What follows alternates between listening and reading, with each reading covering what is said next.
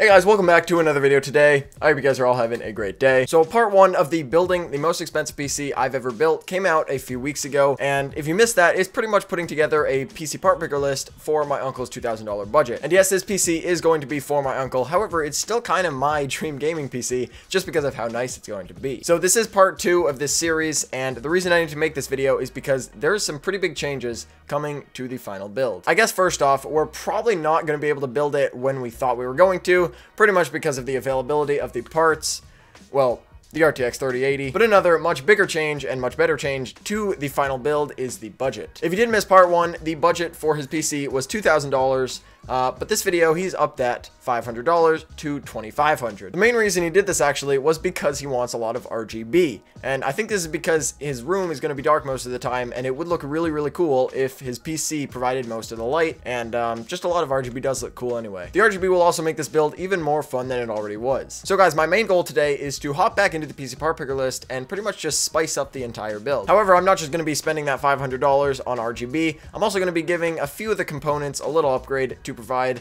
even more performance than it already had. So guys, now that you know what we're doing today, let's hop into it. Alright guys, so here we are on the original PC part picker list, and it's actually not quite the original. I have made a couple changes. For example, the case, so it kind of just made it a lot better overall because I switched out the CPU cooler, the case, and then got another fan. So pretty much the Corsair iCUE 465X RGB already comes with 3 LL120 fans, so I didn't have to spend extra money on that in the Lian Li PCO11 Dynamic, which was really nice because I didn't have to worry so much about budget. And then as you can see, it only comes out to $1,922, which is pretty good. That is about $80 under the original $2,000 budget, which just means we have $80 more to spend today. So guys, the first thing I'm going to do is probably actually swap out the CPU because we have so much extra budget. I'll probably go with the 3900X instead of the 3700X. So that'll pretty much provide us with a lot more performance, 4 more cores and 8 more threads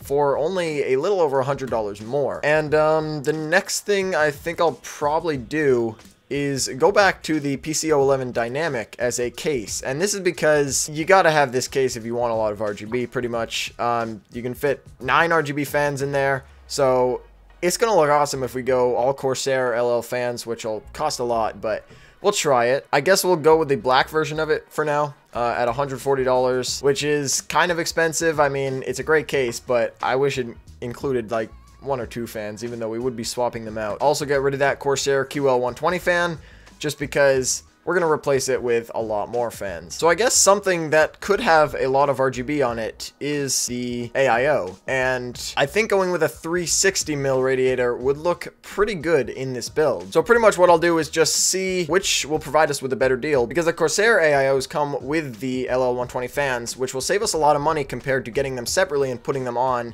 an NZXT cooler. So guys, these are all the AIOs from NZXT or Corsair, and it looks like only one of them from Corsair is RGB. And then this stupidly overpriced NZXT Kraken X73 has it from NZXT, but I'm actually not going to go with that. That would blow the entire budget right there. So I guess what I'll try is the Corsair iCUE H150i Elite Capalex cooler, which is, I'm pretty sure, new, and it does come with the ML fans, so they look really good. Although they don't have the ring lit up, they do have the inside, and it's still a lot of RGB, which would still look really good. So I'll go ahead and add that, and then we can pretty much spend the rest on the fans. As you can see, we have almost $400 left to spend on fans, which is plenty. So I mean, I guess what I'll do is just go select some case fans, and I'll probably go with the QL120s because they can be flipped around and still look almost as good, besides a little bit of the frame showing. Because in the PCO11 Dynamic, it's better to flip the fans for better airflow, but if you want RGB, it doesn't matter that much. So it looks like it's only $110 for the QL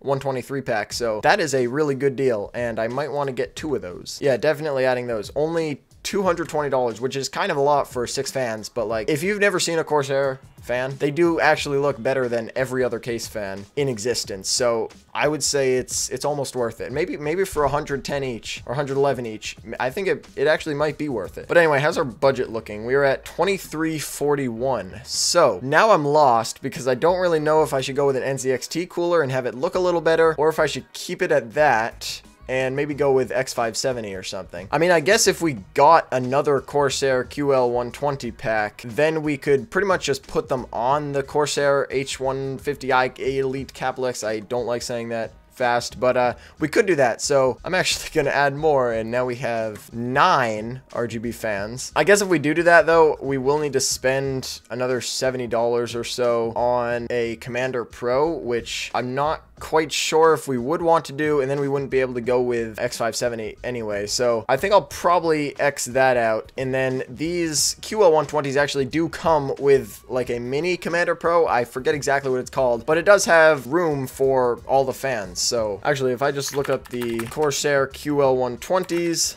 we can see exactly how we're actually going to hook them up. They come with a lighting node core. So pretty much what that's going to do is give us 6 RGB LED channels for 6 QL120 fans. So that's going to work out great because we do have 6. Okay, so it looks like with this, there is an IQ Commander core included, which will be really good because then we'll have more than enough space for all those 9 fans.